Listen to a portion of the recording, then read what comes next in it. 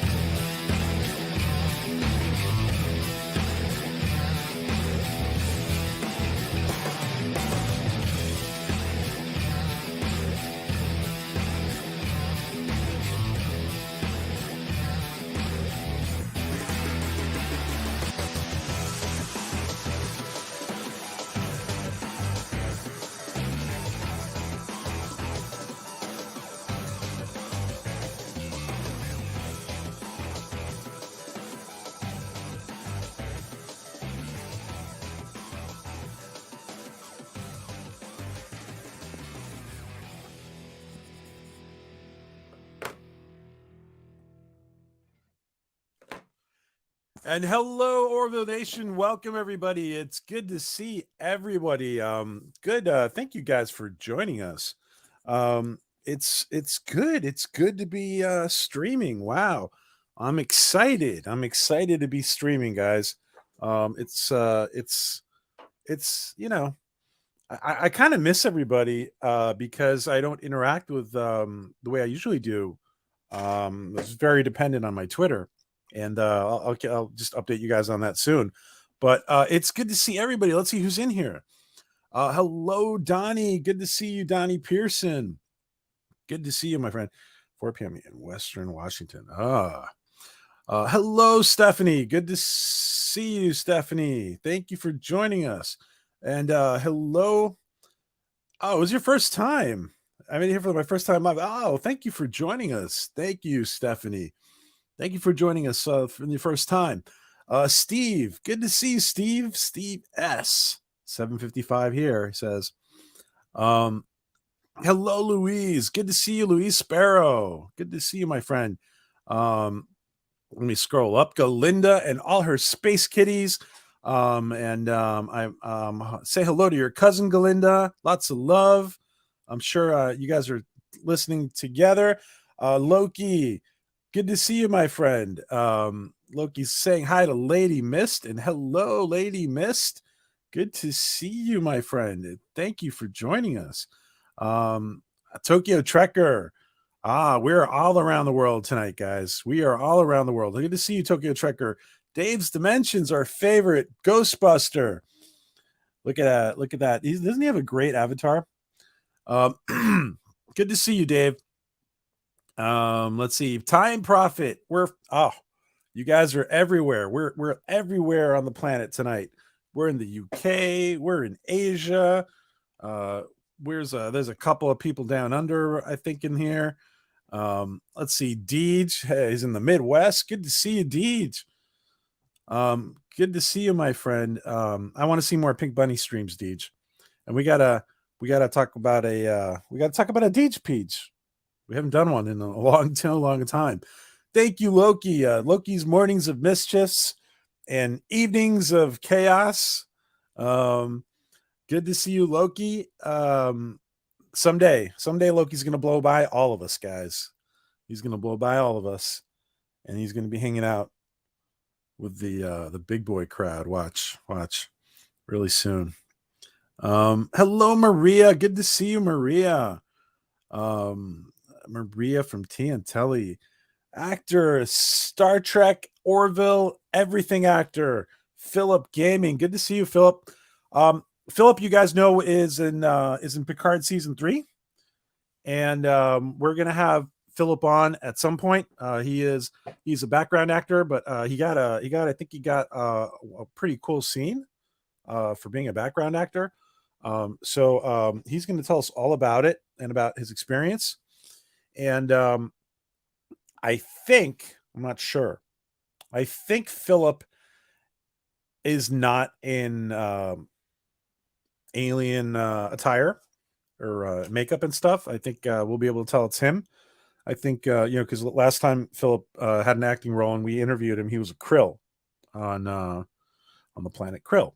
So on the Krill planet. So in the Orville. So hopefully he'll be able to recognize Philip really easily. So Philip, you got to come on, buddy. Once that episode premieres, he's being very proper. In case Terry is watching, Philip is being very proper. He has said zero to me, zero. He just says he's in Picard. That's all he told me.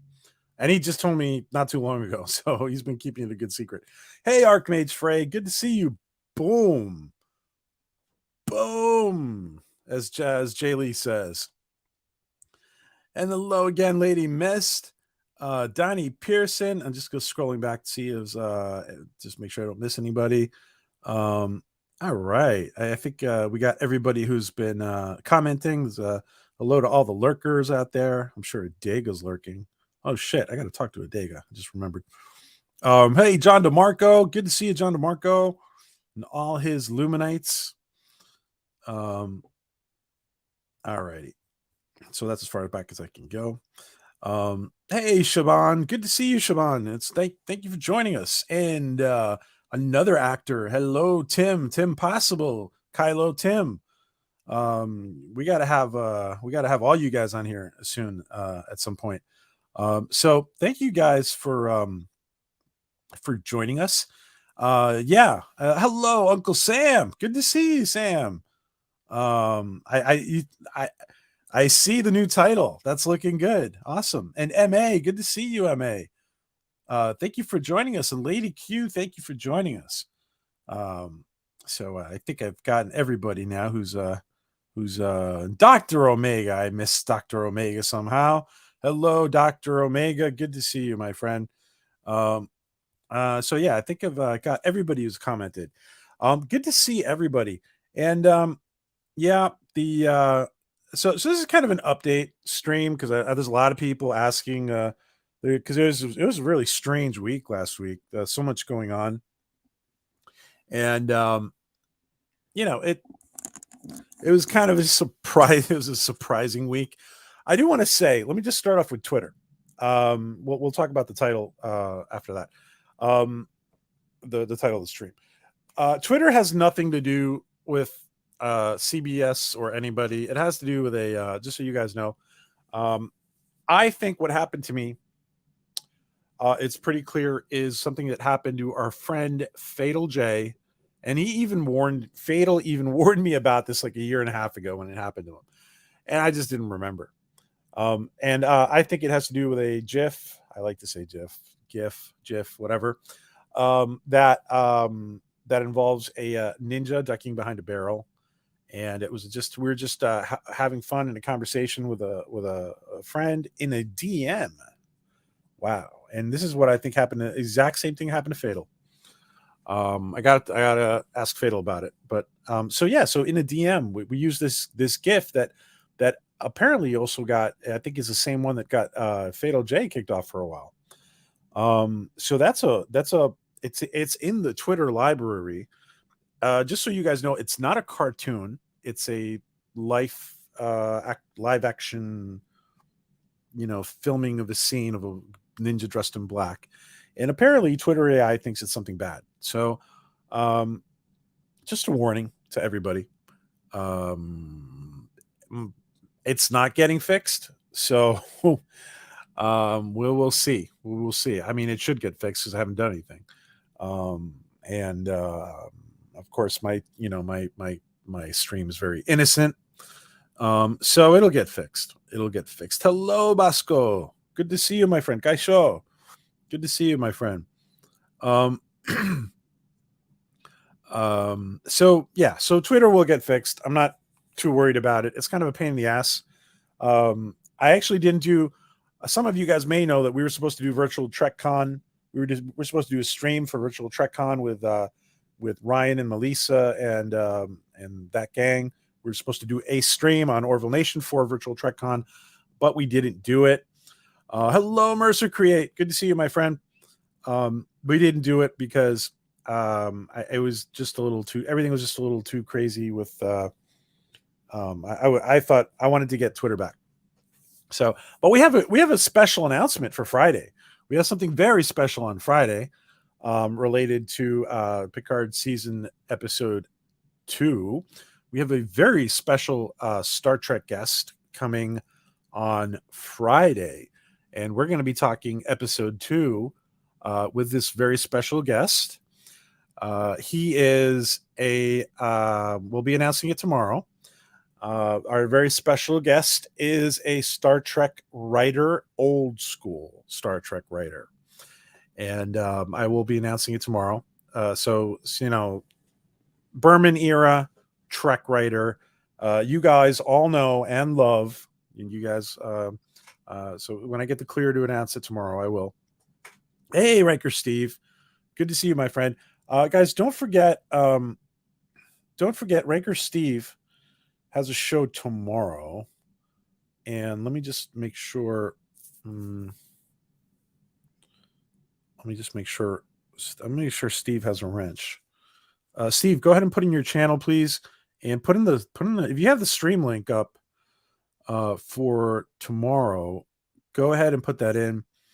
Let me see. I'm just making sure Steve has a wrench, and all you guys, listen. We grow together, guys. All you guys who have, all you trusted creators who have a wrench. And by the way, I just love our community. Nobody abuses the wrench. I tell you guys, put in whatever you want, as many times as you want, as long as it's not continuous. So like, every 3 seconds, please go ahead and use it. And I know a lot of people are shy about using it, but use it. I'm telling you, use it.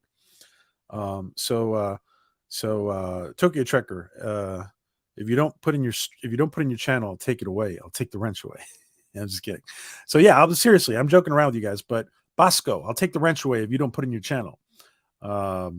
Steve, Ranker Steve, there you go. Okay, I'll take the wrench away if you don't use it. So guys, use it, please. I'm just kidding. I'm not going to take it away. But I want you guys to promote your channels. Hello, Nemesis of Eden. Thank you. Hope you're doing well too. So I want you guys. Dave's Dimension. There you go. Time Profit. There you go. Please, guys, because there's always going to be new people in the channel. And if you're new, you're watching this now. You're watching on the replay. Sub to everybody's channel. It's helpful. Support independent creators. Get better connected with your community, like Mr. Lundell and his Groovy Movies, for example. Make sure you check him out. Season 3 of Orville started much better than season 3 of Picard, says Mercer Create. Yeah, it was definitely a different start. Orville started with Orville shocked us a little bit with a very very important subject in that first episode. It was quite the experiment to start the season off that way. Looking back, I liked the decision to start with that first episode.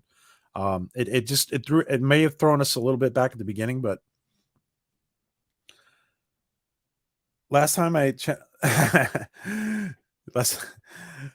this one's not going to get shut down, guys. And all right, so Twitter is going to be restored at some point. I'm not worried about it. Thank you everybody for your support. It means a lot. It really does mean a lot, especially for me when I'm disconnected from all my friends, because I'm friends with all you guys. And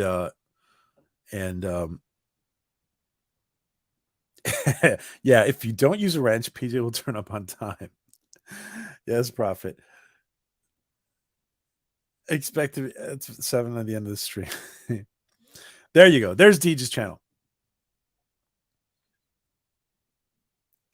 Absolutely, Lady Mist.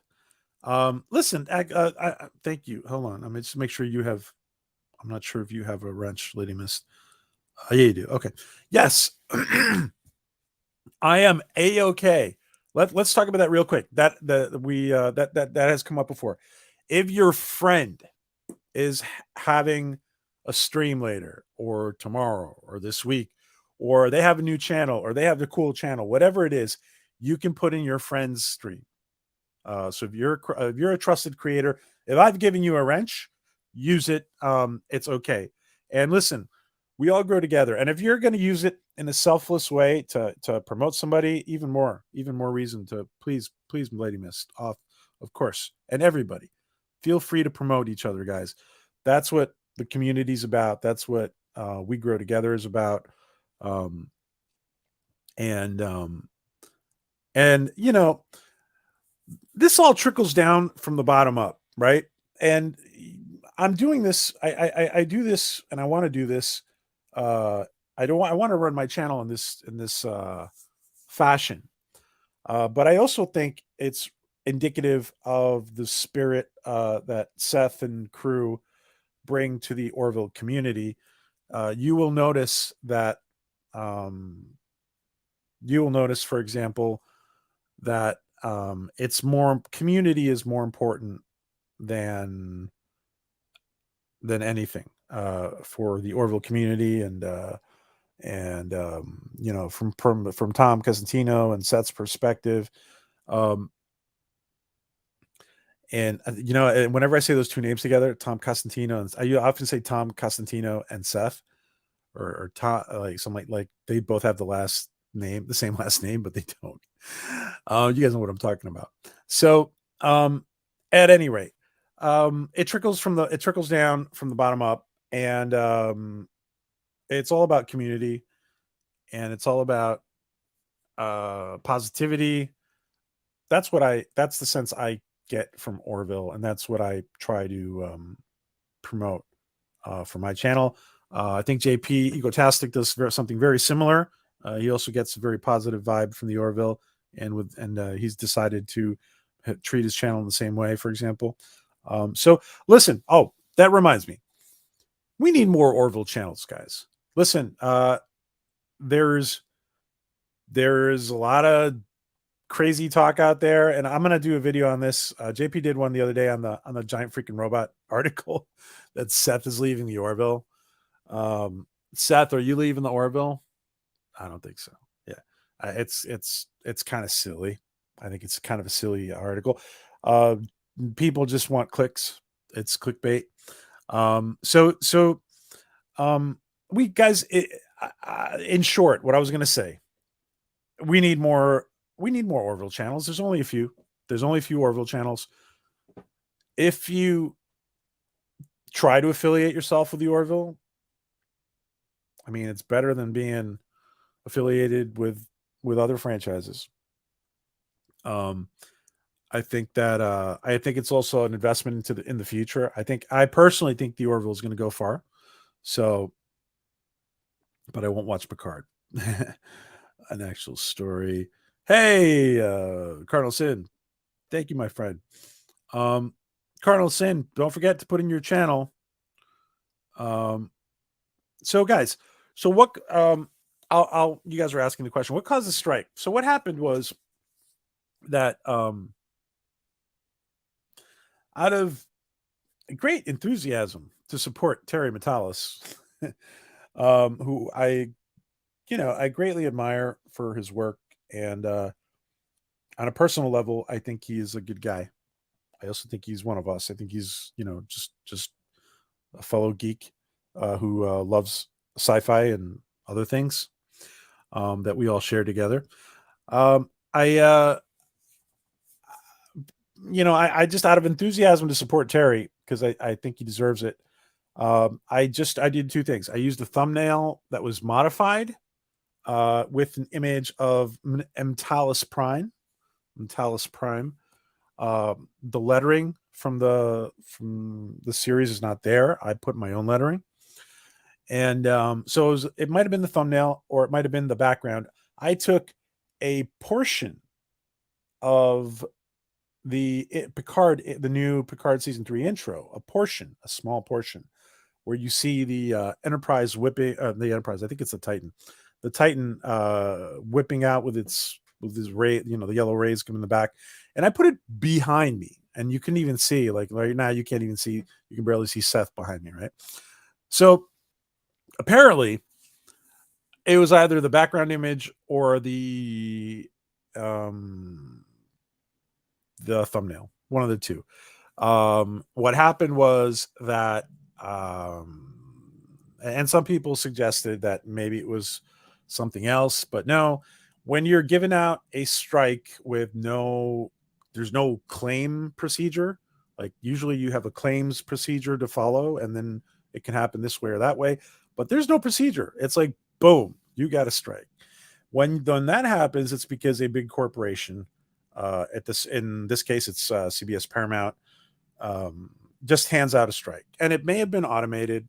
It may have been automated, and then somebody probably to get somebody's probably confirming it. It's like somebody is probably aware it's happening. It's probably initially automated. Um, anyway, so I was given a strike with no questions asked, from YouTube. Now, those of you who are YouTubers, of course, know that the first strike is the warning strike, and then you have strike 1, 2, and 3, and your channel's gone. I'm not too concerned about it because, as you guys know, I run a pretty ethical channel, and it's not really a concern for me. So I'll just be very careful and realize that I cannot support Terry in the way I thought. There's plenty of channels out there who are showing clips, um, a lot of clips, for example, and you know, I think what I did was pretty harmless, but whatever. So basically, the copyright strike is not really a big deal. I'm not one who's ever gotten one before, but it's kind of funny to get it for supporting for supporting for just being over the board supportive of Terry. So Lady Q, that's what happened, and it's okay. It's not a big deal. I suggest to everybody, and I've always been very careful with this kind of stuff. That's why it's never happened before. Um, but I wanted to really over the board support Terry Metalis, and I kind of let myself go my guard a little bit, because we know we're dealing with CBS Paramount. We're talking about the same company that on its 50th and on the Star Trek's 50th anniversary, um, we all know that they had nothing ready for the 50th anniversary of Star Trek, except of course to sue Axanar Films. That's the only thing they really did of any consequence on the 50th anniversary of Star Trek was to sue Axanar Films. So, you know, we know that the corporate culture we're dealing with. So, it was me. I probably let my guard down a little bit, and just was to, you know, in good faith. We obviously, of course, have no issues with the sci-fi program we're focused on, which is the Orville. Let me read this. Thank you, Cardinal Sin. Thank you so much, my friend. My personal feeling is by now, if we haven't heard about a renewal, the Orville is over. What do you think, PJ? Absolutely not. Um, I get that some people might think that, but absolutely. And Cardinal might just be asking this so he gets an answer.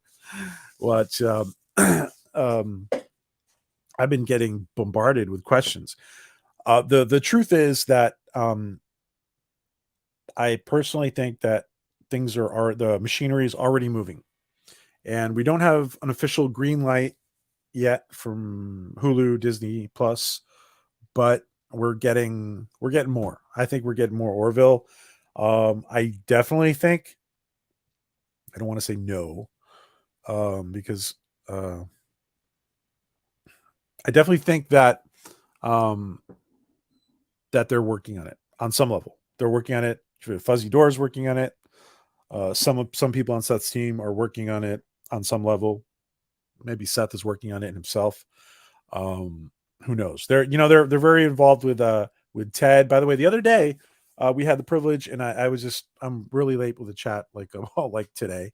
The other day we had we had Tom chime in, and he was answering some of the questions, and he was saying that we have um, that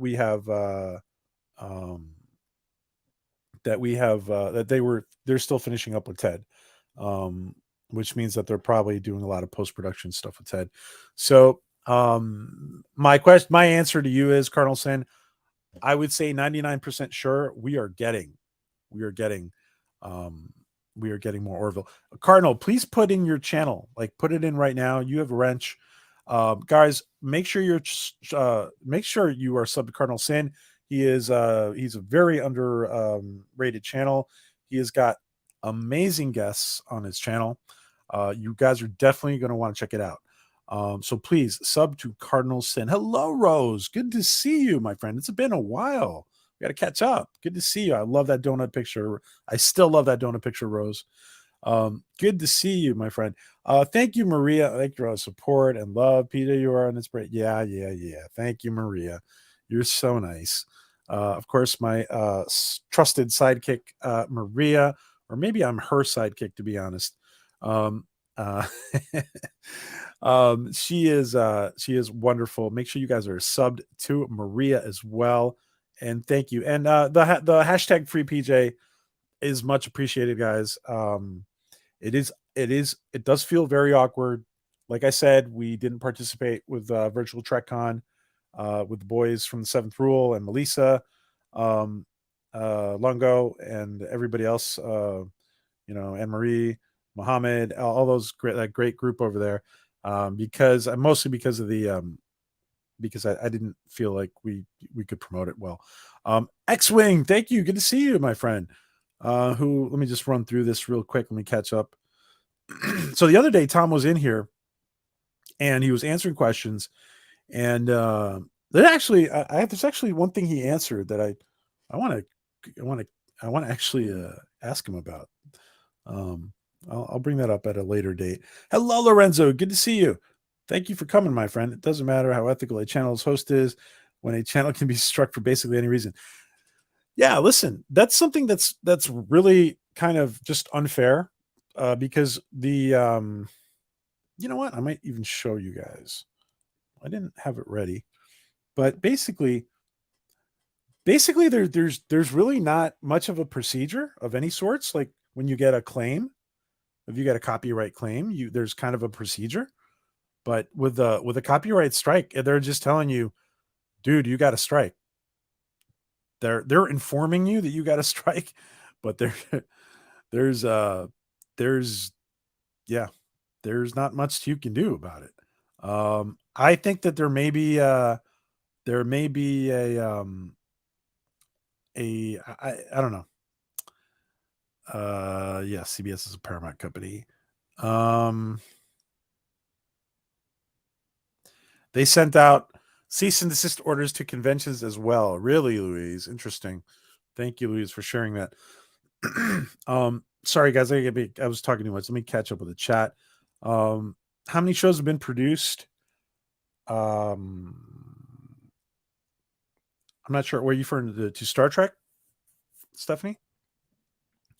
Oh, thank you, Loki. I appreciate it, guys. No, the creator is as supportive as it's been on screen. Oh, thank you. Very nice words coming from the master himself. Um, no other creators are supportive. Thank you, Loki. Make sure you subbed and that bell is rung. Don't miss that man's content. Love you, brother Skull. Skull. Thank you, Loki. And guys, I mean it. Listen, there's not a lot of people in our community that don't show their face. People like Doomcock, Loki. Some of these guys, Loki's one of those guys who doesn't have to show his face. He's got like the voice for radio. He runs circles around, like radio type personalities. And I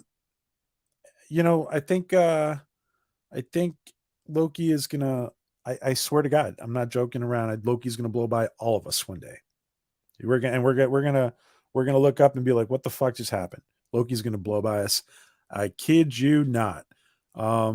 He is Loki right now is Cardinal Sin's grossly undersubbed. I was saying Loki is probably the most grossly undersubbed channel that I know of. He has been around for a while. He has only had very organic growth, and we will see more from Loki, guys. Stay tuned. Hello, oh, thank you for joining X-Wing. Yeah, guys, we have oh, we're going to be doing some dark matter content on our member streams, by the way. So thank you for joining X-Wing. We're going to be doing dark matter, Joe Malazzi's dark matter. If you haven't seen Joe Malazzi's dark matter, as our friend Alan Dean Foster says, it's some great shoot 'em up, and it's got a good message of it's got a good mix of comedy in there too. Hello, Mephisto X. Thank you for joining us. A letter writing campaign saved Star Trek back in the day, so why not again? Says Mephisto. It did, actually. In fact, it did. And I so I think Mephisto's talking about Orville. I listen, guys. I think that everything we do helps. But I'm going to be honest. I think it's already happening. This is my opinion. I'm not reporting anything. My opinion is the ball is rolling with the Orville in a premature way, because there's no green light from anybody yet. So it's not nothing is happened yet technically. But I mean, to say like the giant freaking robot article that JP was talking about the other day, and thank you JP for bringing that to our attention. It makes no sense that Seth would be leaving. You know what happens? Listen, Star Trek is big news. Somehow, the Orville is obviously in this family of Trekdom, right? It's a great moment for Giant Freaking Robot to put out Orville news, even though it's like kind of fake. Most of it about Seth wanting to leave. So it's a great moment to grab attention for these guys. So guys, make sure you are subbed to Loki, Cardinal Sin, and Maria. Thank you guys for those super chats. Hey Doc, what's your opinion? Should we continue to make noise and tweet and demand Disney to renew, or just stay calm? I think thank you for bringing that up. I wanted to say something about that. I think we need to keep letting Disney know. I think we need to keep letting Disney know how much we appreciate the Orville. And every day, I heard JP saying this yesterday or today, I forget. Every day when you go on Twitter or on other social media, you see somebody who just discovered the Orville. And they just discovered it maybe by seeing season 3 or by seeing season 1, whatever it is, they just discovered it. And they're like, holy crap. Like, I didn't expect that the guy from Family Guy was going to do such good sci-fi. And I think that we need to make noise. We need to let Disney know that that Seth needs the biggest budget as possible, because they're going to get the bang for their buck, right? So I think what I want people is not to be worried. I don't think we need to be worried. I think it need to be, and this is kind of my personal development side, right? From me, I don't think we need to be worried. I don't think we should be worried. I think we should be excited. Be excited. Like, transmit your excitement for season 4 in every tweet or every comment you make, or every post that you make for the Orville.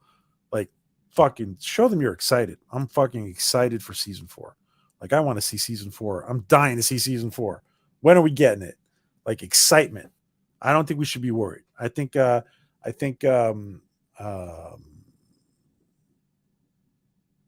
positive emotions are very good for attracting positive results.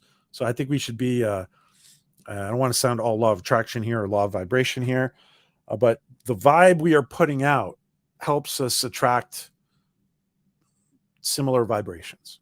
So excitement for season 4.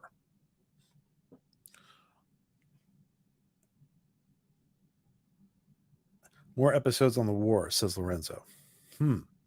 It's interesting. It's interesting. There's a lot of politics and there's a lot of politics and interspecies politics going on in season 3. Um, it would be interesting to see if we're going to get in season 4 some some pure exploration. It would be interesting. Hey, Mike, Star Trek actor Mike Classic Glue. Good to see you. Watch season 3 episodes from season 3 episode 1. So many member berries, callbacks. How about an outright stolen ideas? Sorry, but that doesn't work on me. I see for what it is. It's not good. I think you should wait, Mike. Of course, Mike has every right.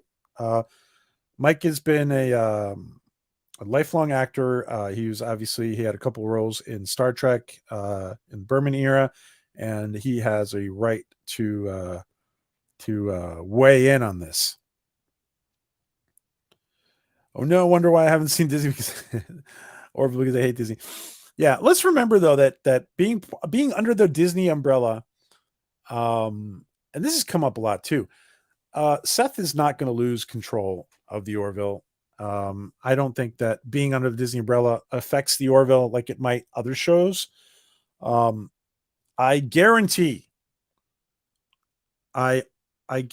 that somebody like Seth, if he is getting this ridiculous focus group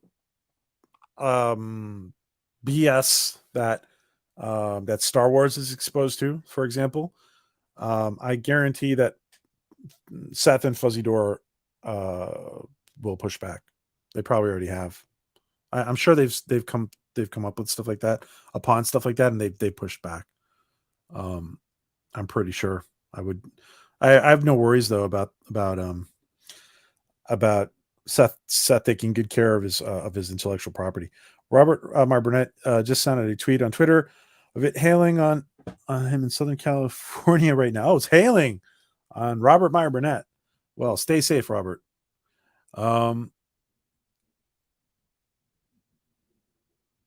DVDs. Yeah, people have been asking about DVDs of season 3 of the Orville. We'll see when they get out. That might be a good question to ask Tom on Twitter. You might tag Tom Costantino, ask him about DVDs. He's the one who would know. Rose, it's great to see you.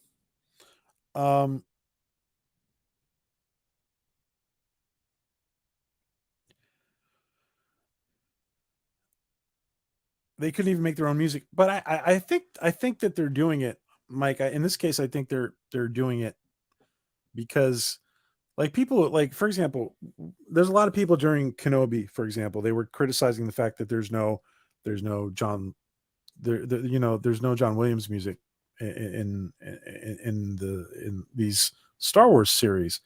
There's no Imperial March. There's no Vader's music. When you see Vader, I think they were trying to make. I think they're doing it with good intentions. I know Terry's doing it with good intentions. So a Blake 7 rewatch. That's interesting, Mephisto X. I appreciate it. I am really limited on time. I wish if I could do this full time, it would be a different story. I have to really pick very carefully what I do because I don't have many hours to stream. So I do appreciate that. I think Cardinal Sin has done that, by the way. I think Cardinal Sin has done that, Mephisto. Thank you for the suggestion. That's a good one. Star Trek can still be saved if they get rid of Kurtzman and put Terry Metalis in charge of the whole effing thing. Get rid of Q Oldsman. I think, guys, I think that we should watch season 3 with an open mind. And if you guys feel that season 3 is even decent, if you feel like season 3 is even decent, I would suggest not supporting season 3. I'm sorry, not supporting Secret Hideout. There can be a distinction made here. You can say, listen, we do not support Trek under the current regime. We support Terry though. And Terry, I think the biggest question you're going to want to answer the biggest question everybody's going to want to answer after watching season 3 is, does Terry pass the test of competency? And I think people are going to find that he does. We're talking, of course, about the co-showrunner of 12 Monkeys. I want to read everything, but let me just go back down. Let me catch up a little bit further down. The fat one. Yeah. The fat one. Hey, Donnie. Yeah. I'm not sure what you meant by that, but yeah, you and me both, Donnie. I was at a Trek convention over the weekend. I was surprised how many people still haven't seen the Orville, but it's a streaming thing. It's interesting. There's a lot of holdouts among Trekkies. What's really interesting, I find fascinating. I've met a lot of people who are becoming sci-fi fans, and they become Orville fans just because it's a Seth MacFarlane project. It's kind of interesting that you get people who are just big Seth MacFarlane fans and Family Guy fans and American Dad fans getting hooked. Much love, X-Wing. Thank you for hanging out. 30 years from now, we want Orville Mercer. Good one, Dave. Yeah, we want Orville Mercer instead of Picard, right? 30 years from now. Except, yeah, Seth won't screw it up. Of course, I mean, anyway. By the way, I want to say something nice about Prodigy. And I want to congratulate the Kurtzman regime for knowing that they needed help. Basically, Prodigy is such an outsourced project. It's the Hageman Brothers project, the guys from the Troll movies, and it's a Nickelodeon project. And it's good. It's very much for kids, but it's very much in spirit with what we know as Trek, and what traditionally we know as Trek. And we have to really congratulate the Hageman brothers. And you can pat them on the back for bringing in help when they needed it. At the same time, it's also very evident, just as evident as it is when you're watching season 3 of Picard, that this middleman is unnecessary.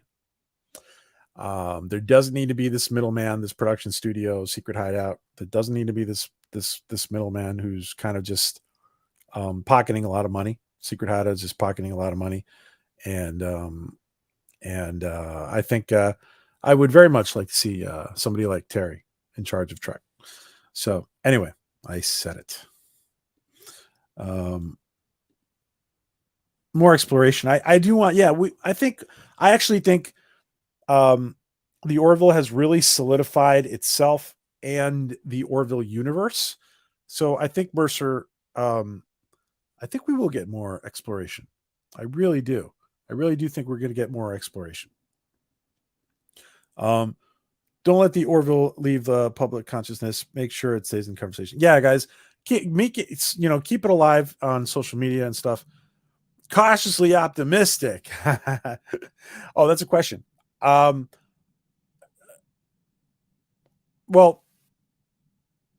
I'm not cautiously optimistic. I'm pretty sure we're getting more Orville. Cardinalson. I'm sure you're cautiously optimistic. Yeah, that's a good way to go. Cautiously optimistic.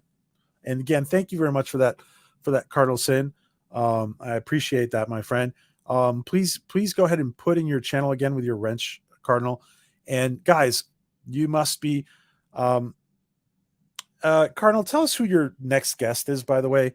Cardinal Sin's channel, guys, is doing a lot of paranormal stuff, a lot of interesting guests, a lot of important guests, by the way. So make sure you're checking him out. Hey, John, good to see you, and thanks again, Cardinal, for that super chat, my friend. Cautiously optimistic sounds good to me. Absolutely. Hey, John, good to see you. Let me see if I can catch up. Rapunzel, good to see you. Disney owns like 30% of the whole world. Impossible to totally avoid their properties. Um, yeah, I wouldn't be concerned about the Orville at all under the Disney umbrella, guys. Um, I'm not concerned. They know Seth's a big boy. He knows how to protect himself and how to stand his ground. Um, and you know what? To be completely honest, if Disney push came to shove and Disney wanted, oh, you got to do this, you got to do that, you got to do this, um, you would probably see the Orville pop up somewhere else. So who knows? Peacock, maybe. Um, and very interesting, guys. By the way, we saw Robert Iger say in that interview a couple weeks ago that maybe Disney won't go ahead and buy the rest of Hulu from Comcast. Uh, in other words, NBC. They might. Who knows? They might sell it. What if they did that? Who knows? Who knows if? Who knows? Maybe we get season 4 of the Orville on Hulu under on Hulu under Peacock. Apparently, Seth has some good relationships there, and he seems to be fitting in there. He's comfortable. You guys might want to check out the Peacock YouTube channel, by the way. Andrew is amazing, says Mercer Create. I was also amazing.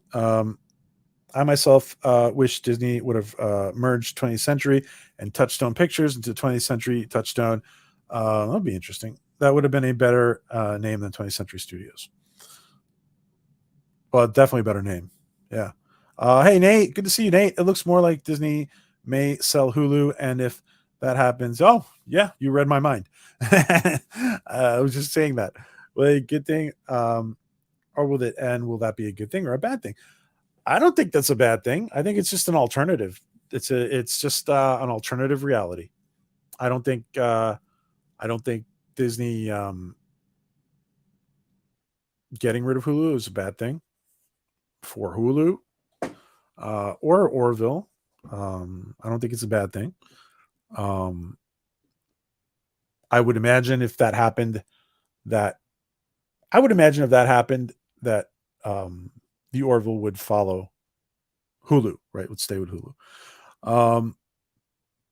Hail, my lady Galinda. Hey, Dan Crane. Good to see all of you guys. Hashtag Terry Trek. Absolutely. Hashtag Terry Trek.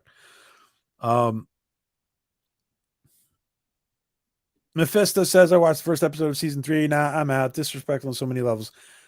You know, so one of the things, I respect your opinion, Mephisto. One of the things about we're going to see in season 3 of Picard is we're going to see, it's very evident to me why Secret Hideout needs to move on. Because there's so much potential here for Terry to do so much.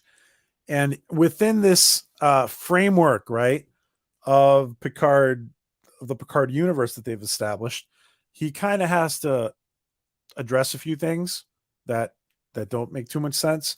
He does it very well. I don't know. I think we need to. I think the important thing is that everybody give their opinion, whether at the end of the season, whether Terry is competent for Trek. Period. I know people are not happy with this this new canon that they've been developing over Picard season 1 and 2. There's some aspects of it that are complicated and they bungled a few things. The important thing is, did Terry do his best? And I do want to say one thing. The big question here is really, has it been done with love and with respect? I think Terry is doing his best. He's doing it definitely with love, and he's doing his best to do it with respect. That's my opinion. 12 Monkeys was amazing. Listen, one of the most important things about 12 Monkeys, I know there's a lot of people in this chat who have not seen 12 Monkeys. I actually did not want to see 12 Monkeys at the beginning because the movie was good, but I mean, it was interesting, but I think it was very dark, and I don't like dark future dystopian things. Now, what's interesting about 12 Monkeys series is that Terry really returns hope to the whole concept storyline of um, of 12 Monkeys, and one of the most important things about 12 Monkeys is the 12 Monkeys turns into a purely like it's just a pure time travel show. And I know I've said this a bunch of times, just the in show canon, keeping track of all the in show canon in 12 Monkeys is done exemplary. It's fantastic. They did a great job keeping track of all the in-show canon. We have shows like Star Trek Discovery who can't keep their own canon straight. Something like 12 Monkeys is just so well done. Of course, Captain Shaw, Todd Stashwick, plays an excellent character, a very similar character in 12 Monkeys. He's kind of like very abrasive. He will turn out to be, I guarantee Shaw will be by the end of season 3 will be a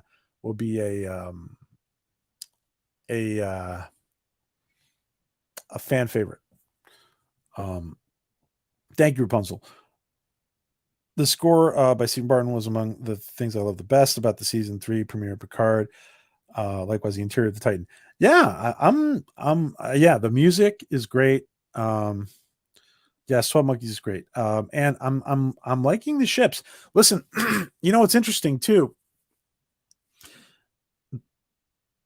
Some of our friends have complained about this, about the show being Picard seeming very dark, right?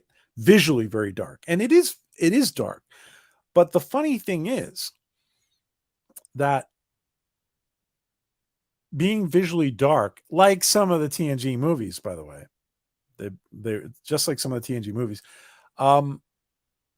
It doesn't, being visually dark, but it doesn't feel that dark because of what's going on. I also think it's a creative choice. I think I heard that by the end of the season, it's actually the end of the season is actually visually more bright, which is it's a creative choice. We do want to be, there is again, we do want to warn creators that because your camera can pick up absolutely everything now with minimal lighting, because cameras are progressively more advanced, doesn't mean that you should film in the dark. Like, some people are criticizing HBO for that with the what is it called? What is it called? It's on the tip of my tongue. But yeah, let me catch up here. I don't think, I think Picard is done. I think we've only seen one episode. I also think that probably the first episode would probably go very well together with the second episode. Like at the premiere on February 9th, they showed episode 1 and 2 together. So I think our perception can be a little different from some of the people who saw the premiere, for example, and some of these people, some of these channels, like the Popcast guys who've been able to binge watch Picard. It would be interesting to see our perception on a rewatch, on a binge watch. I'm not a holdout. I watched seasons 2 of STD. I'll never watch it again. Yeah, there's no reason to watch STD again. They're really, I mean, not for me. Somebody needs to do a new version of 1984, says Stephanie. Embrace the Orville from its conception, sci-fi. We need more unwoke sci-fi. Absolutely, we need We need more. The unwokening. We need more unwokening, guys. Let's not forget the competency of Prodigy. It's very competent. I didn't forget to finish saying what I was going to say before. Thank you, Archmage. There's rumors out there that Kate Mulgrew saw what Jean-Luc, what Patrick Stewart was doing with the character of Picard, and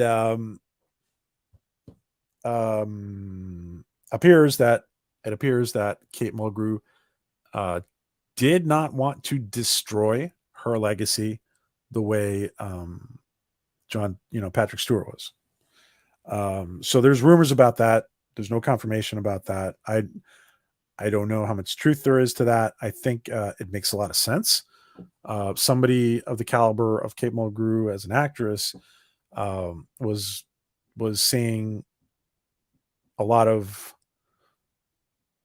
a kind of an incongruent Picard character in seasons 1 and 2, and seeing how the fans were reacting to that. And I think it makes sense that she did not want that. So I can imagine Disney Plus being the worldwide exclusive home to the Orville in case Walt Disney Company does place Hulu for sale. It's interesting because the Orville would be such a great property for Disney to exploit. I don't mean exploit in a bad way, but like exploit in a good way. Wouldn't it be amazing to have an Orville ride or exhibit at Disney World? I think it would be amazing. Doesn't mean it's going to happen though. I don't know. Crap, you just said it.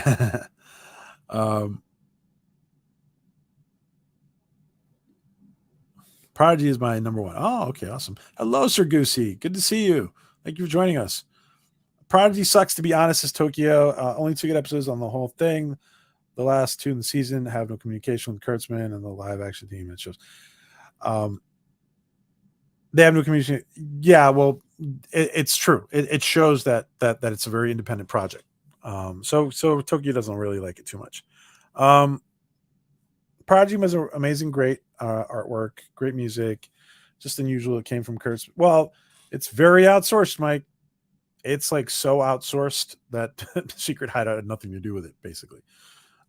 They just put their name on it. The guys, bear in mind, I mean, it's like bringing in, I don't know, somebody like Ron Howard. Like it's like bringing in very accomplished guys in the cartoon world to do, plus Nickelodeon and Nickelodeon's, criteria. So,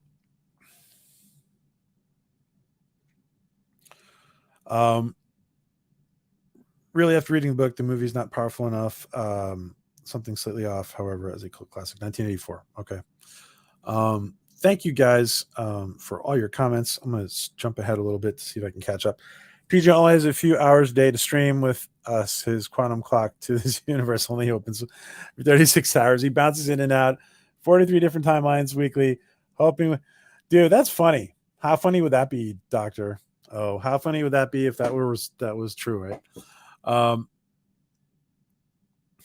give Oxfordman any credit for anything in Prodigy is outsourced. It's probably because Paramount executive wanted it to be.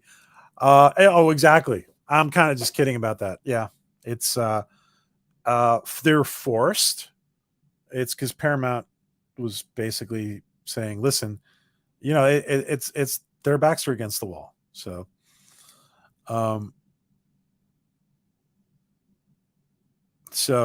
let's see. Speaking of, I understand that Comcast is ending free Peacock access for Xfinity subscribers. Oh, interesting. Okay. Someone else will buy Hulu up, says John. I would be bad for the Orville to move from Fox, Hulu, Peacock to Peacock. It's a bad reputation to get bouncing network to network. Yeah, unless they found the perfect home. I see what you mean, Doc. I do. Unless you found the perfect home and then you stay there, right? But yeah, I understand what you're saying. I live in the Atlanta market. Tyler Perry keeps growing out here, doing great things in the community. Oh, cool. Uh, PJ has to choose his words very carefully. I do always choose my words carefully, don't I, John? I mean, pretty much. I kind of do. Uh, Kill off Rafi.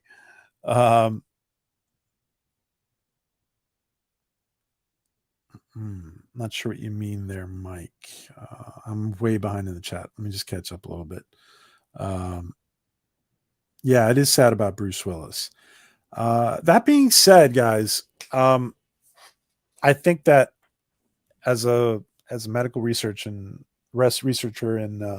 especially in behavioral sciences, I think that there is a lot we can do, a lot that can be done for Bruce to live a relatively happy life. He might be able to get back to acting, but I think there's a lot that can be done. By the way, there is some amazing, hopefully we can talk about it. There's some amazing stuff being done for Parkinson's in a lot of different areas. I'm going to go on a limb here.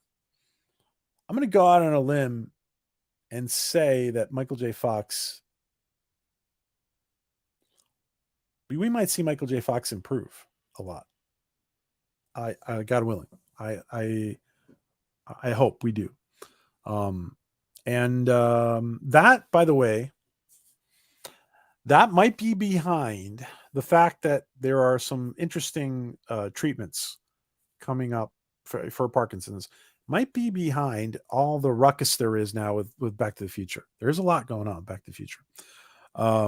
Then they're doing a lot. Like a lot of the cast members are doing a lot together. I'm not watching season 3 of Star Trek Picard for two reasons: why I'm not paying for Paramount Plus, and number two, bad reboot has burned me too many times with their not Star Trek. I'm done. Okay, I hear you, Nate. TNG movies are not that dark. Yeah, well, some of them. I know what you mean. To Prophet. Yeah, they're not all that dark. I'm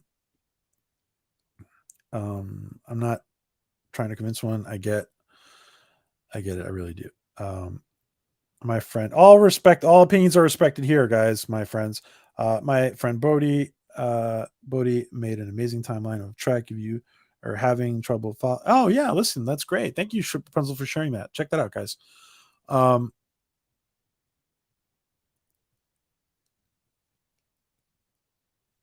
I agree. Star Trek is not supposed to be dark. It's not, and especially with story, and it's not supposed to be visually dark either.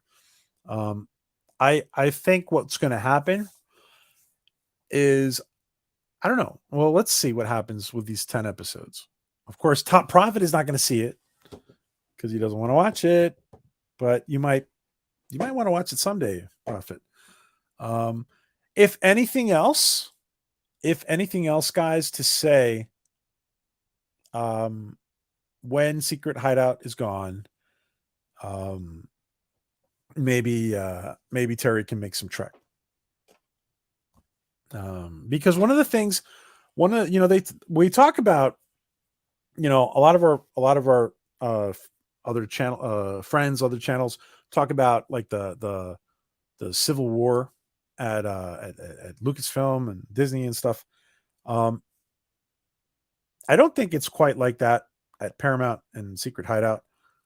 What I do think, it's something different. I think there's something there's something more subtle going on, and I think that Secret Hideout can probably move on to other things. There's a lot of projects out there. There's stuff that would be good for them. There's stuff that they can do. There's more appropriate stuff for them to do. And it's probably time to give somebody else a shot at Trek. And I think there's people who realize that at Paramount, and I think they're looking for viable options. And Terry might be a viable option, but there's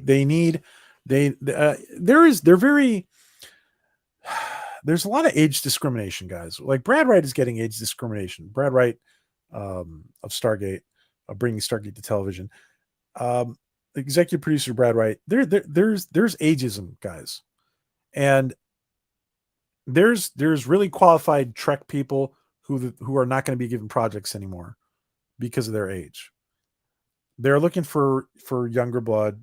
Um, if it has to be somebody younger, I'm not saying it's right, by the way, but if it has to be somebody younger, Terry might be an appropriate choice or alternative. I like Geeks comments on Paramount Plus. Thank you, Game of Thrones. Thank you, Tokyo. I was thinking about thank you, Tokyo Trigger. Exactly. I was trying to say The Last of Us. No, it was. Thank you, Deej. It was Game of Thrones. Yeah, sorry guys. I'm personally looking forward to seeing what happens with season 3. It sounds like a metaphor. Yeah, I apparently it gets visually brighter. The last couple episodes of Picard. We'll see. Dee's prediction at the end of season 3, the android Picard will be dead. Yeah. If somebody leaves us, it might be Patrick Stewart. And I mean Picard, and hopefully not Patrick. And it might be Picard. And it might be enough to bring back the next generation for, listen, the next generation has got several years left in them to do stuff for sure. Jonathan Frakes looks amazing. He's one of the older guys in the group. He looks amazing. He's ready to go. Frakes is ready to go. Our favorite games. Yeah. You'll like the music from Undiscovered Country, Search for Spock. Yeah, you'll like the music. After Fake Outro, they can real credits for the bad music. My friend Mike. Mike, being a Star Trek actor, has every right to do his gripe. No offense to Terry, but the adoration he is getting online is off-putting. He has to date been showrunner to one aired episode. That is a good point, Doc. I think right now, listen, some of these channels who are friends of ours who have been trying to get the good word out for Terry, and we've done it too. But I want to say, I have probably been the only one out there who has been supporting Terry and not seen anything. All these other guys have been given screenings of season 3, and I do think Dr. Omega has a point here. It's time now. I think a lot of these channels who've done a good job to get the word out. I think now we have to curtail the hype and let people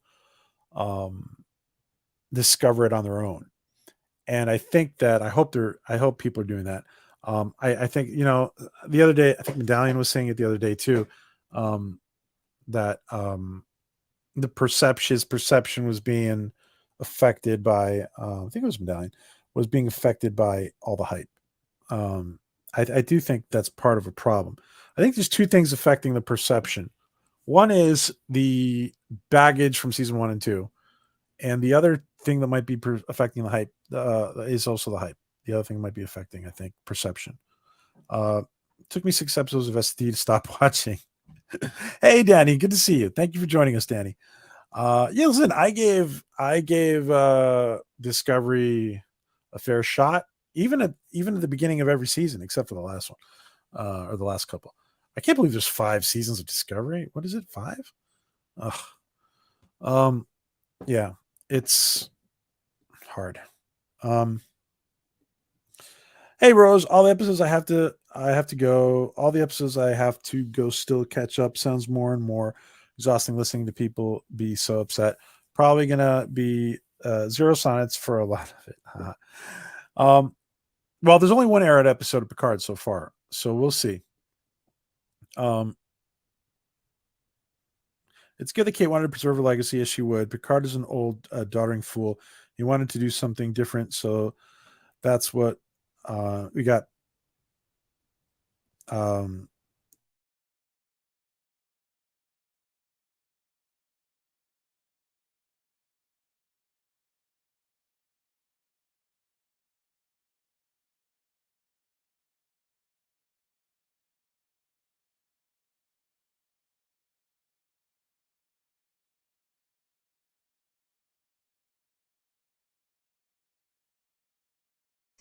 Sorry.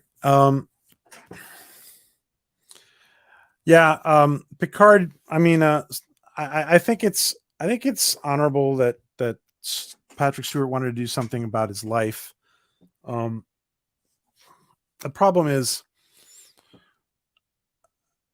um, Picard is probably the wrong character. Probably the wrong character. Terry had a hand with the music. Yeah, he had a big hand with the music actually. Um, yeah, you're not fucking old. By the way, I have all these friends lately telling me about, oh, I'm old, I'm old. You're not fucking old at all, Mike. Um, but you're grumpy. It's okay.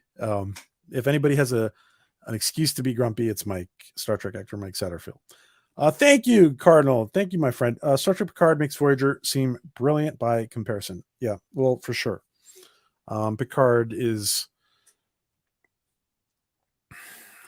Picard seasons 1 and 2 are a problem, and hopefully, um,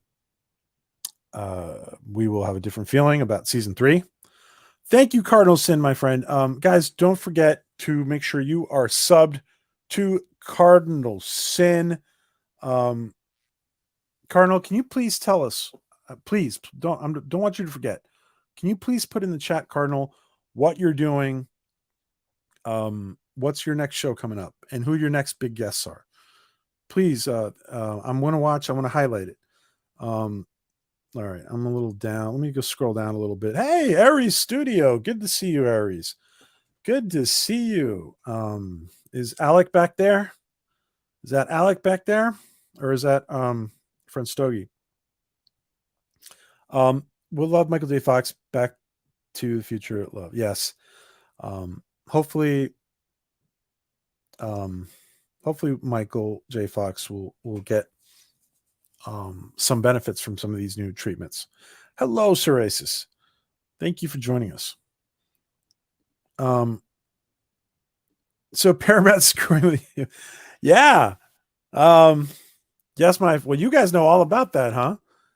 Like I said at the beginning, I said at the beginning of the stream, same company that decided on their 50-year anniversary to not have anything ready for the 50-year celebration, and instead decided to sue Axanar Films. So yeah.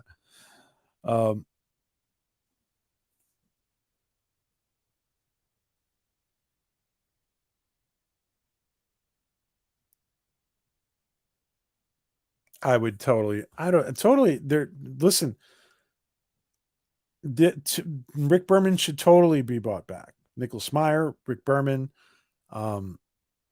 they should totally be brought back. There's ageism going on, which is wrong. And you would think that such a woke studio would. One of the things that one of the things that that some of these woke studios aren't fervent about is ageism, which is wrong. And I think that fans need to let people know that ageism is going on. Brad Wright is the person. He should be running the new Stargate show, and we don't know what's going on. It doesn't seem like he's getting it. Nicholas Meyer wrote something about Khan. Great story, which they're going to turn into a podcast. What the fuck? I don't know. Anyway. Hey, Mr. Lundell. The lighting issue is not a metaphor. It's dark to cover up their faux pas with CGI, especially. I've heard that. Yeah. I've heard that issue. I don't know. I don't know. I don't know to what degree. I've heard that. I don't know to what degree you could say that. I know you're not the first person to say that. Dorn is in the best shape as he is a vegetarian and he works out. He is down like, yeah, he is in great shape. Good to see you. Good to see you guys in here. Good to see you guys. Aries, let me make sure. Hold on.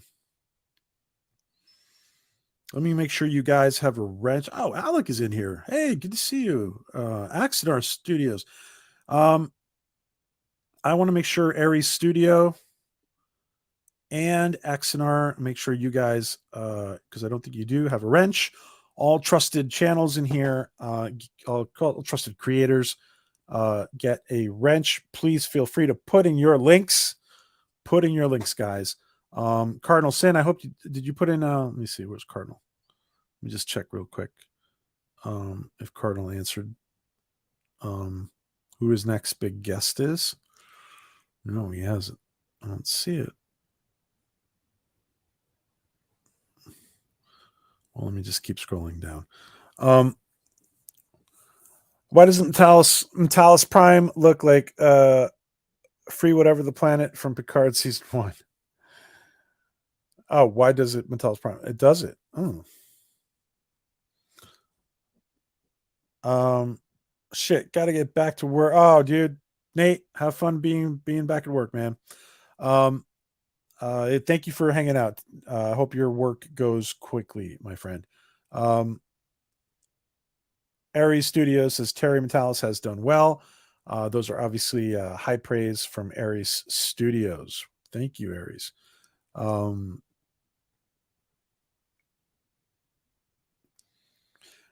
it's good to know. It's good to know. It's good to know, guys at Axonar and Aries. It's good to know, you guys. Thank you for sharing that. We support Terry too. That's awesome. That is awesome. Excuse me.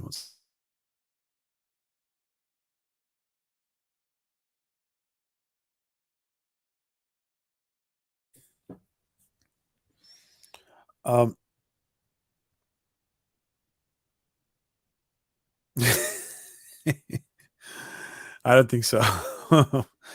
Haven't seen anything till episode 1. Okay, well, so Aries is behind Terry. Alex Stogie or whoever's behind Aries Studio. Have you guys seen 12 Monkeys? Have you guys seen 12 Monkeys? And if so, what did you think? Let me try to catch up a little bit. There he is. We have 2 disco seasons, then called it quits. Yeah. There he is. Good to see Axonar in here. We support good Star Trek and think Lower Decks and Strange New Worlds are both awesome, says Axonar. Okay. Prodigy is good for kids, says Axonar. Prodigy is good for kids. Yeah. Thank you, Axonar, for weighing in. We appreciate that.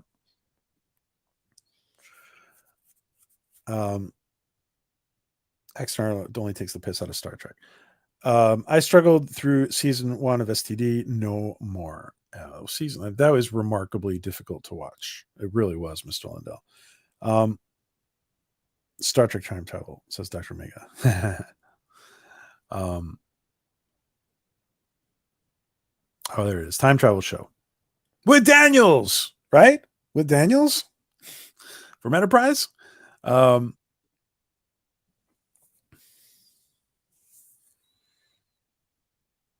He's kissing everyone. Oh, I had to step away for a sec. I had to close the door.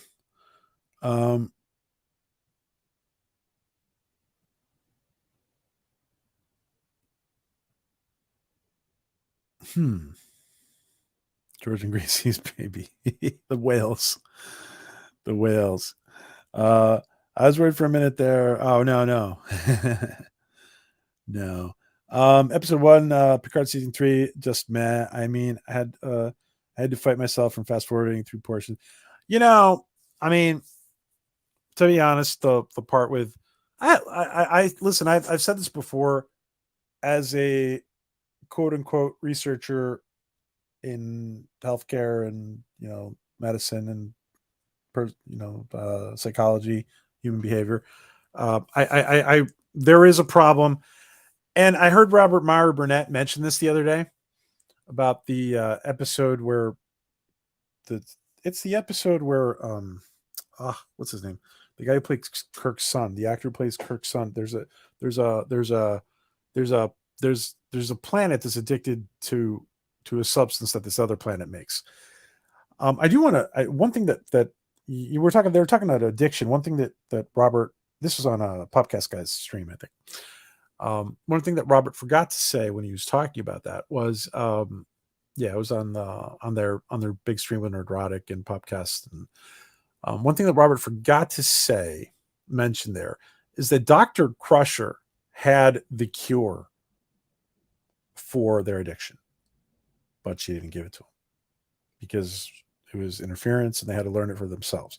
She could have cured it. And that's what I want to say. That's that is why the Orville writers have done such an excellent job, because at least in Federation space, I'm not saying that there can be people outside, people outside of the Federation planets that might not have the same technology, but 25th century Planetary Union or Federation should not have any trouble curing addiction. It absolutely should not. I could see, you could see it. You can see it's still out of our reach in medicine now, but it's out of our reach, but it's there. It's a little out of it's still a ways out of our reach, but you can see it's coming someday. Right. So, there is things like that in science that you can see it coming. Right. So Deej found it boring. Let me catch up a little bit. Not Picard is a self-doubting, bumbling fool, says John Cipolla. He was. We'll see how season 3 works. I'm all in favor of doing Picard, and while season 1 and 2 were uneven, they had moments, says Exner. Okay. I'm old, says Deej. Not gonna fuck that. Deej is old. Oh Lord, I thought PJ was taking restarting. No. So we got to strike. But it's not a big deal. We're just going to be really careful, as I always am. That's why we haven't gotten any strikes ever. So our first strike on this channel was supporting Terry Metalis, so it's something to be proud of. I'm 357 years old and dog years. Funny, Deej. Funny. So Deej is like a really old Vulcan. A really old Vulcan. Okay. You don't have to read all my comments, PJ. Oh, well, now you know what I'm going to do, Mike? Just because you wrote that. Now I'm going to read all of Classic Glue Mike's comments. I'm just kidding. Voyager. Yeah, Voyager's much better. Of course it is. Hey, Alec. So it is Alec. Good to see you, my friend. I've reached out, by the way, Alex. I've reached out a couple of times. So check your messages. I did get back to you. Chat whenever you want. My friend. It's good to see Alec. Thank you for dropping in, my friend. 691 in Wabbit years. We got to talk. I do want to know what's up with Axanar, because COVID screwed everybody up, right? If you got any news, Alec, I'd be happy to talk about it on Orville Nation. And we've all been looking forward to Axanar, of course. I actually like Voyager, says Prophet. 55 years young. Of course, 55 years young. Dude, you're a fucking spring chicken, man. Guys, Maria has a 2K celebration stream coming. You want to make sure that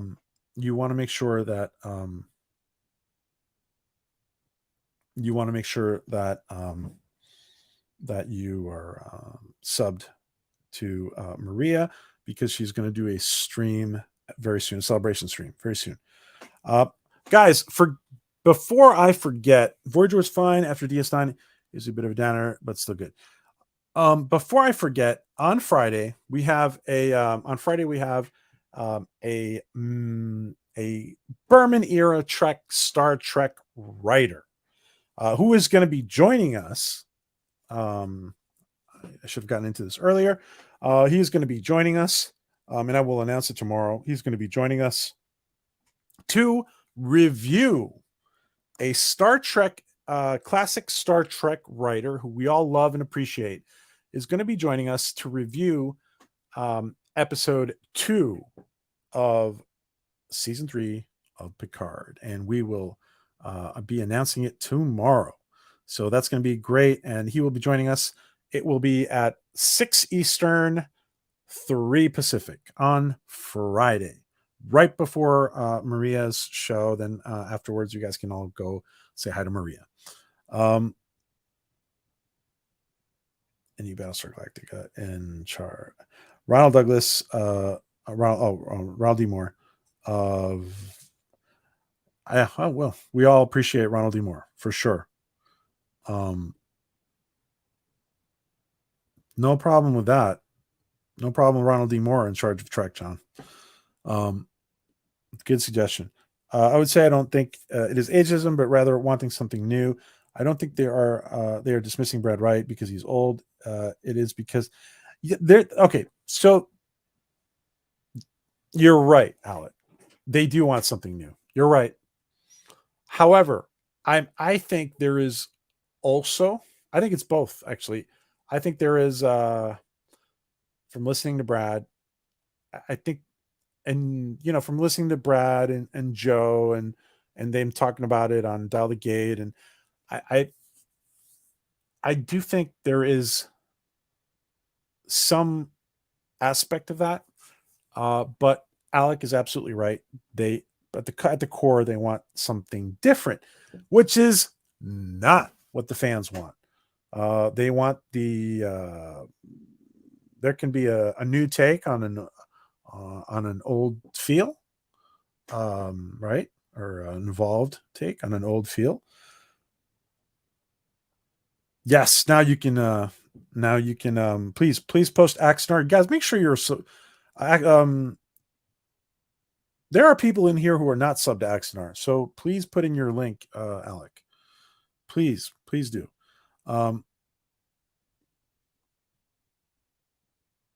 There will never be a new Stargate. That has to be potentially one of the hottest properties out there.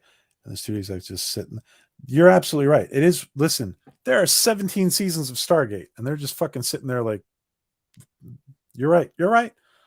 They're being fucking idiots, Mr. Lindell.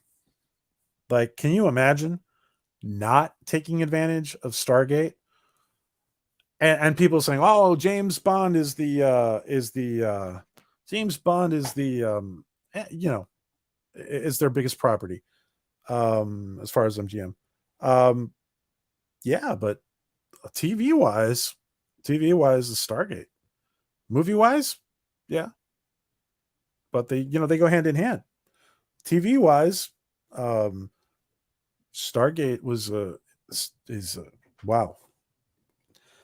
And when you listen, we've talked to the producers, to executive producers from Stargate, and they feel that Stargate was a very, very, very good and profitable thing for where it's not the fans making it up. The Stargate, the executive producers, they're aware of the level of success that Stargate was for MGM, and it still is. Listen, they're replaying Stargate.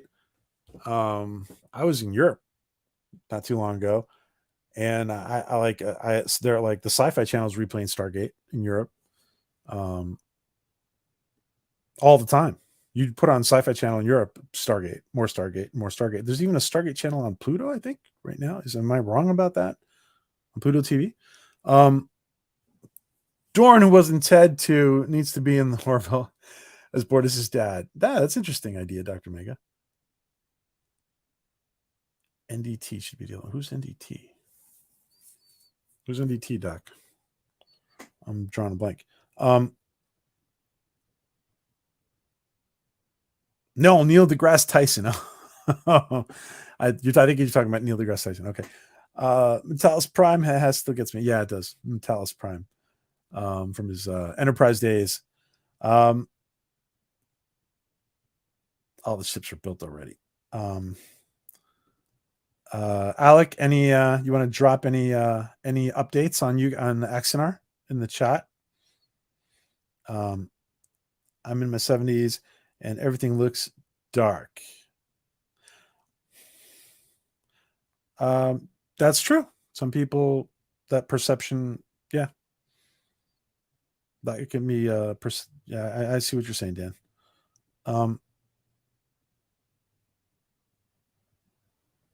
You can teach his arm. His quantum lock is fitting. Doc is fucking hysterical. I love 12 Monkeys. I'm glad you liked it. I'm super behind in the chat, Alec. That's awesome. We got to talk, Alec, whenever you want, man. I believe strongly that Discovery is an alternate universe, and that is okay. Star Trek is a multiverse, so Discovery is a alternate universe, says Alec. Hey, if it's an alternate universe, that's what can you say? See, I'm reading all your comments now, Satterfield. I'm reading all your comments, Mr. Satterfield. Can you get officially back the Orville art stickers, magnets, and mugs, wallet shirts, etc. on my Redbubble store? Can you get back officially? Oh, you can get. So, Mike, put in the links. Oh, there's the link. There's Redbubble store. Got some interesting merch, Orville related merch by Mike Satterfield. Guys, check it out. Yes, thank you, Merritt Buttrick. Thank you, Alec. Symbiosis. Thank you, Doc.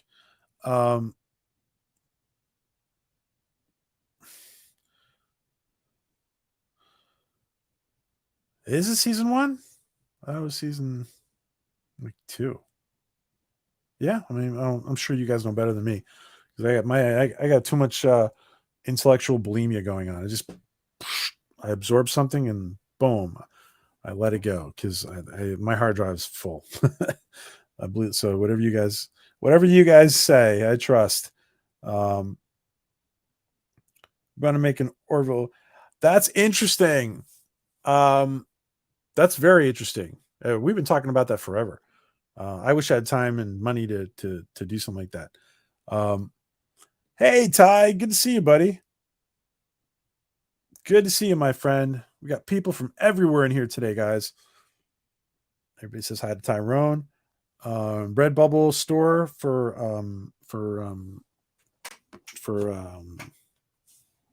Mike. Classic Glue Reviews. I wish, as much as I like your brand, Classic Glue Reviews, Mike, I wish you just go with your personal branding. Mike fucking Satterfield. MFS. Mike fucking Satterfield. That's what I think you should do, Mike. Yeah, I got a strike for BS. I had an image in the background of let's see, it looks like wait a second. It looks like I'm mind melding Seth right here. Remember. I put a background image from a portion of an image of the intro to Picard season 3. So boom, strike. And some people said, oh, it must have been whatever, but it was CBS.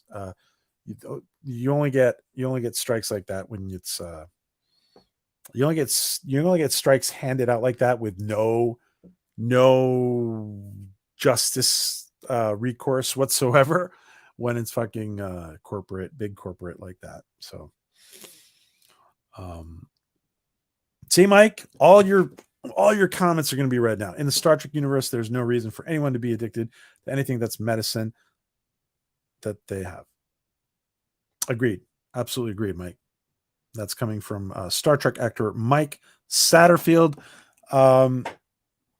Alec, if you're doing a Orville fan film, Mike Satterfield, Star Trek actor Mike Satterfield, weird science actor. I don't even know. Mike has been in so many things. Mike was too good. They kicked him off of. Mike got kicked off of Weird Science TV series because he was too good. He was getting too much attention. He was getting too much love. Hey, Love Shack. Good to see you. Thank God we did live. Yes, thank you. I appreciate all the support for getting. Yeah, I've been kicked off Twitter. If anybody doesn't know, so thank you, Love Shack. from everywhere. Love showing some love from Brazil there, Love Shack. Had his second big film shoot. Good, congrats. I'd love to hear more about that. Congratulations, Extern. Yeah. 41 going on 71 according to my doctors. Oh, no. Well, you can always reverse that. Eating healthy is important. Losing weight is important. One of the things that our nerdy culture is very guilty of is probably not taking as good care of ourselves as we can. It's an effort, guys. It's an effort to take care of yourself, but making the effort is worth it. It is, guys.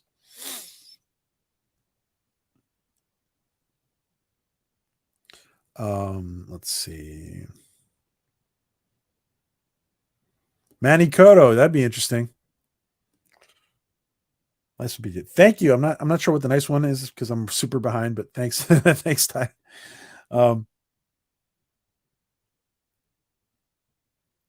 I know. It's okay, Prophet.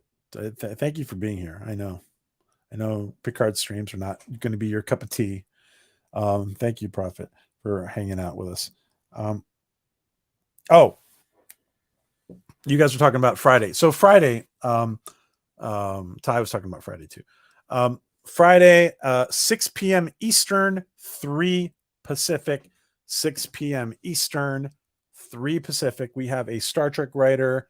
We will announce it tomorrow. A Berman era Star Trek writer, big name. You guys know him and love him. I think most of you guys know him and love him. And he will be with us on Friday. We're going to talk. We are going to talk Trek. We're going to talk Terry Metalis. We're going to talk. Episode 2 of season 3. I'm sure we'll talk probably a little bit about episode 1 as well. So we'll probably be talking about episode 1 and 2 with this gentleman from Star Trek and from a lot of other stuff, by the way. So wait and see who it is tomorrow. We can announce it tomorrow. So we'll be announcing it tomorrow. Thank you, Love Shack. It's appreciated. All the support is appreciated, guys. I want to thank everybody. There's a lot of people who are not in here right now, who I've seen. I can still, take a look at Twitter, even though I'm not going on there too much because I can't participate. So they won't let me play in any reindeer games anymore. So I want to thank everybody who's been showing support. Everybody from just everybody. Good friends of the channel, Tom Costantino. I know Tom Costantino has been very supportive. Joe Malazzi has been very supportive. Everybody, just so many people, guys. So thank you, and I'm very humbled. And it's one of the great things about our community. There really is a sense of community. I cannot wait.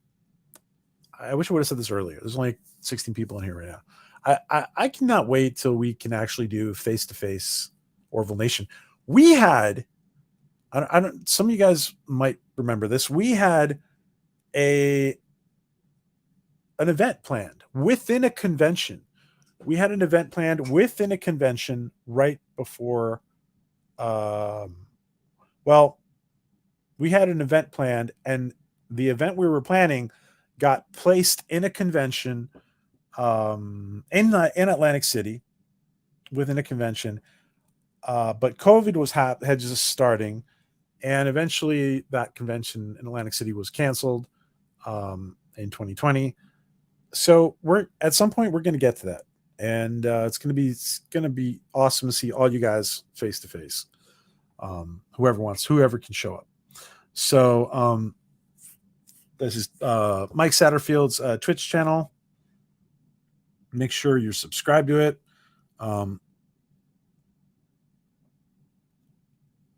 I will shield Prelude all day and night. Yeah, of course. We all do. Prelude is Jesus Christ. Nobody Star Trek, CBS wouldn't do anything for or Paramount really wouldn't do anything for the 50th anniversary of Star Trek. It took Alec Peters to make something happen. So thank you, Alec, for giving us something on the 50th anniversary of Star Trek. And then Alec was given something too, which was a lawsuit by CBS. Oh, jeez. Um, Dude, there's fucking 10 seasons. There's 10 seasons of Stargate SG 10 SG1. SGU would have found its legs. I really like the concept of SGU. It had a little bump, it had a few bumps. It had a great cast, great cast. Somebody who is very much present in our community right now with Lou Diamond Phillips. He's very active in our community. And Yeah, SGU had just a great cast. It's Buffy. It's funny that Buffy and Stargate both started with mediocre films. That is funny. That is funny. Yeah. I didn't think though. I didn't think for me it wasn't that mediocre. I thought it was intriguing. I really think that Brad Wright and Jonathan Glasner, when they brought it to television, I really think they did a good job. They really did a good job. And dude, remember like, oh, remember when everybody just referred to Richard Dean Anderson as MacGyver, and we still do. But now he's really more, at least in our community, he's really more Colonel O'Neill than he is MacGyver, right? There's a few great lines in Stargate about MacGyvering this and MacGyvering that. I think Amanda Tapping has a great line about MacGyvering in SG1. We need more showrunners like Russell T Davies, who are great writers who want to continue amazing properties instead of rebooting them. Shoving member, yeah, let's continue some of these great properties, guys. Absolutely. Pluto seems Stargate like crazy. Yeah, that's it. Thank you, my friend. Thank you for confirming. Yeah, Pluto has a Stargate channel. Yeah, they do. That's it. Thanks, guys, for confirming. Oh yeah, we do have. We will be doing more. We're gonna be doing some dark matter content. We're gonna have some, hopefully, some Orville news. Some, Orville news will be released prior on some of these member streams. And thank you, Maria. So yeah, join. It's so flat. It's only $1.99 a month. Thank you, Maria. Dad is 82 and he loves watching marathons of NCIS, Lucifer, and Stargate. Yeah. My favorite there is Stargate. Marathons are great. I love the external universe. Yeah. Ask Seth MacFarlane to make a Stargate parody. That'd be funny. Stargate parody. Any of the Stargate universe. I also need a season 6 of Lucifer. There you go, guys. Oh, there's a link through a complete second film shoot. Oh, that's an interesting. Check that out, guys. Let's check that out. Big article by Jonathan Lane. I don't have Alec's prior permission. If you can give me the okay, Alec, that you're okay with this, as a support for Alec. Where is it? Let me just take a look at this link that Alec put out.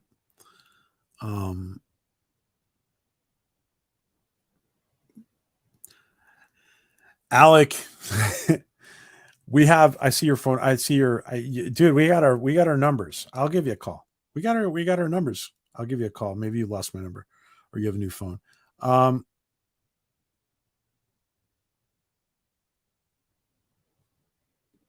me see here. All right.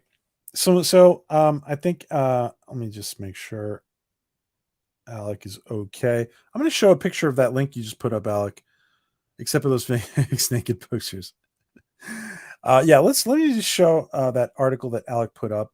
Hope to give some exposure to the whole Axonar thing.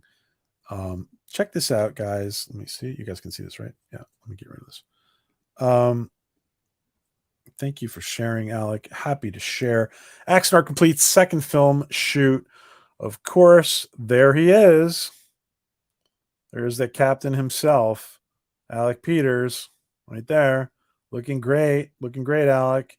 Looking great with your crew there. I'm loving the uniforms, fabulous. Article by Jonathan Lane. Photos by Brian Bates. Awesome. You guys want to go check this out. XNR completes second film shoot. Awesome. Let's go check that out, guys. Thank you. Thank you for sharing. You guys are always welcome to share your stuff here, Alec. Good to see you, my friend.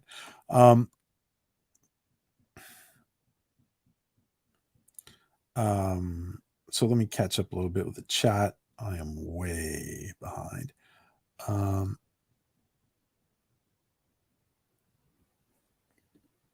I think an Orville Nation convention with blackjack tables and hookers. You know, we'll see what we can do there, Love Shack. Love Shack, if I do that, will you come up from Brazil? If I do that, Love Shack will come up from Brazil. Answer me, Love Shack. I want to answer. If we ever do that, will you come up from Brazil? Stargate movie was not mediocre. I really liked the movie. You've never seen MacGyver? Really? I mean, the old MacGyver. That's interesting. I got to speak to the soul. Hey, I like that Enterprise song. I'm just saying. I like it. Also, lest we forget, Farscape was also pretty fun. It was fun. It was fun. It was good sci-fi. And it was good sci-fi, guys.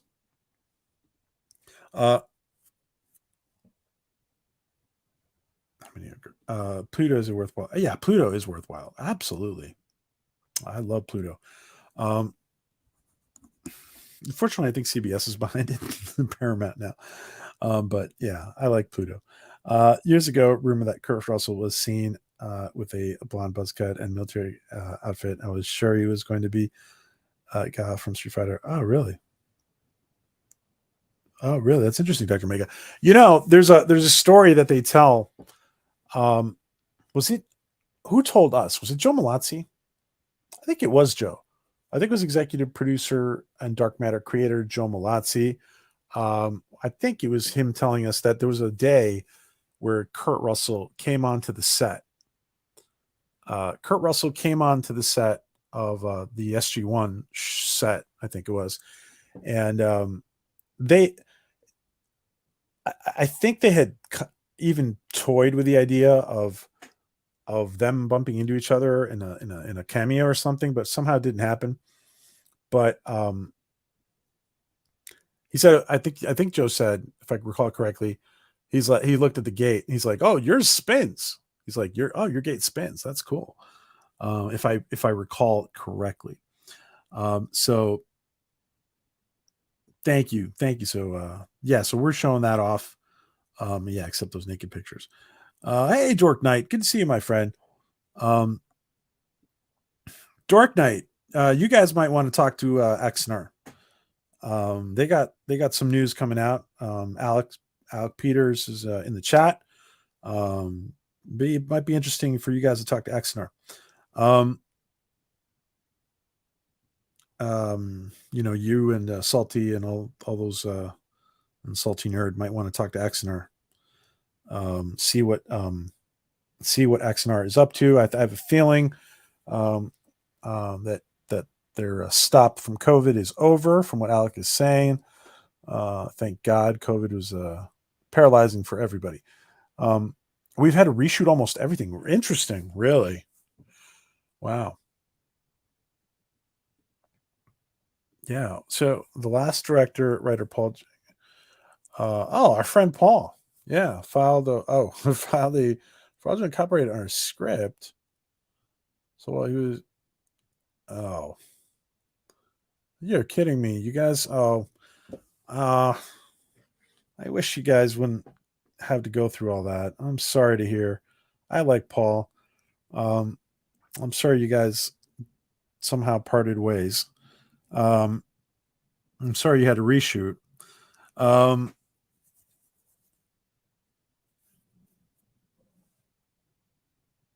Patch Adams. Oh, thank you, Axonar, for becoming a member. I appreciate that. Thank you, XR.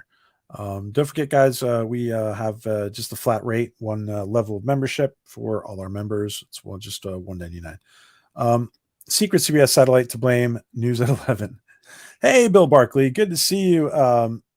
Wait, Axnar's going ahead. I'm sure Robert Marbinet will be pleased. I think, listen, the creative process is very different. I know that by the way, I'm just talking on my ass because I don't know. I don't even remember what some of the issues were between, Robert and Alec and now, Alec is telling us in the chat that there were some issues with Paul. This creative environment, working in team, in the team setting, and teamwork is very complex. It takes a lot of patience. It takes a lot of diplomacy, but it's good. I'm sure Robert would be happy that it went forward, and I'm glad that you guys are moving forward. I can't wait to. It'd be interesting to see it. We had a big shoot in LA and one day in Atlanta, and then we're done. Wow, that's awesome, dude! I definitely want to hear about this. Alec. Don't get me started with this. Yeah, I know you guys have stuff, so I don't want to talk about that here. Make a documentary. So, guys, thank you for sharing this article with us, Alec. I appreciate it. And I think hopefully we will have Alec on to talk about the new direction of this part of Axanar. So, hey, Nate, Stargate Parody, you go through an ancient toilet on Earth and you come up with a toilet some other alien planet. Dude, that'd be funny. Dude, Nate, that's hysterical. That's hysterical, dude. That's hysterical. Excuse me. I needed.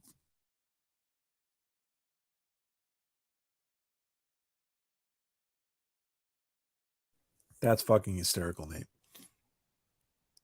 All right, dude. We'll talk, Alec. Absolutely. Nice to see you, my friend. Thank you for all that great news.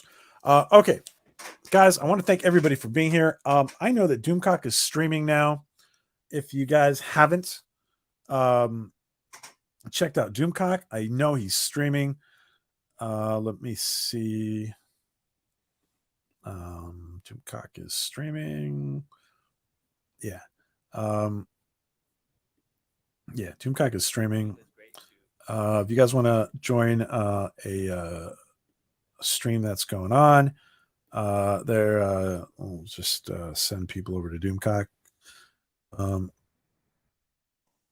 He is streaming right now, and I don't think I'm going to be able to get onto Doomcock's stream. It depends. If something works out, you might see me there for a little bit.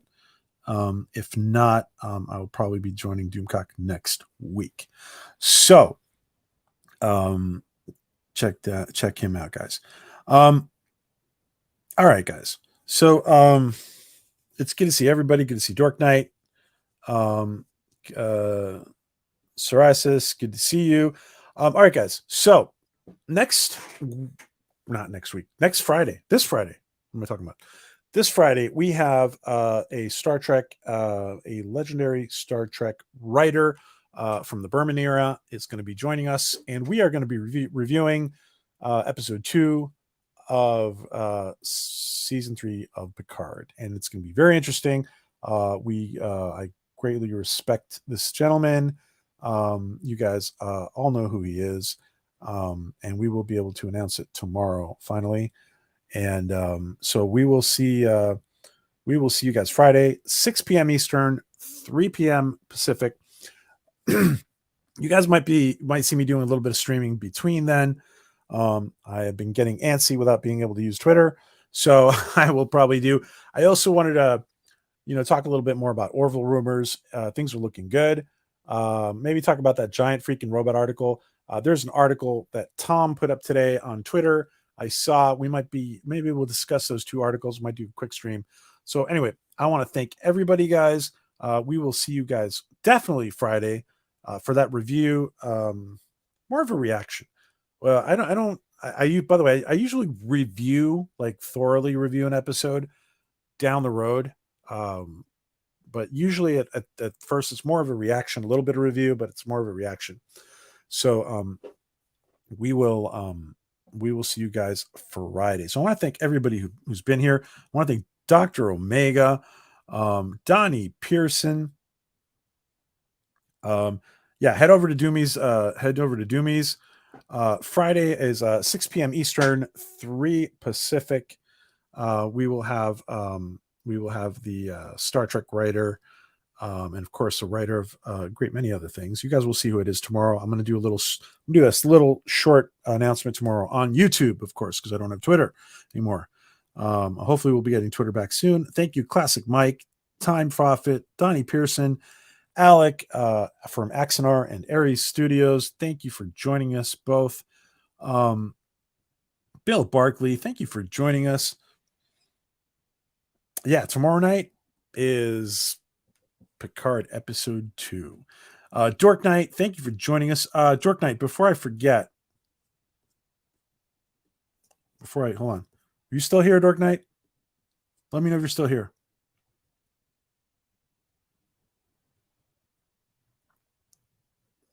Fuck, where is it? Is Dork Knight still here? There you are. Dork Knight, I got you. You have a wrench. There you go. Okay, I just want to make sure you have a wrench. So feel free to put it in your channel in case anybody here is not subbed. So I want to thank everybody, guys. I want to thank Stephanie.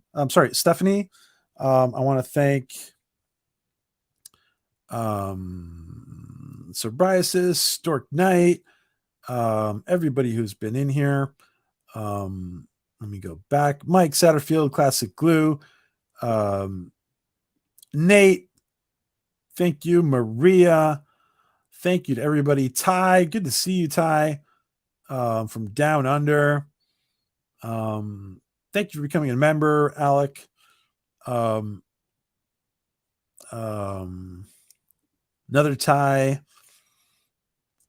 Let's see. I'll just go back as far as I can. Dave's Dimension was in here. Who else was in here? Archmage Frey. Thank you, Archmage, for joining us. Love Shack from Brazil. Thank you to all you guys for jumping in here and participating. Mr. Lindell's Groovy Movies. You want to make sure you're subbed to Mr. Lindell. And by the way, Mr. Lindell, we still might be talking about that whole Mystery Science Theater 3000 controversy. So I might be calling you if we do that panel. Tokyo Trucker, thank you for joining us. And that's about as far back as I can go. Donnie Pearson. All right, guys, have an awesome time. Head over to that Doomcock stream if you want to. And I want to thank everybody. We'll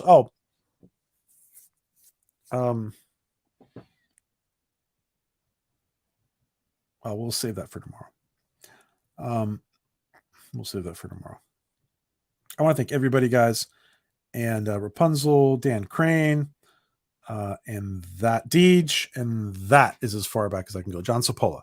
Thank you, guys. You guys have an awesome day and awesome night, morning, wherever you are, and we will be back definitely by Friday, if not earlier. So thank you, guys. Get ready for Picard Season 2, Episode 2 of Season 3. Later, guys.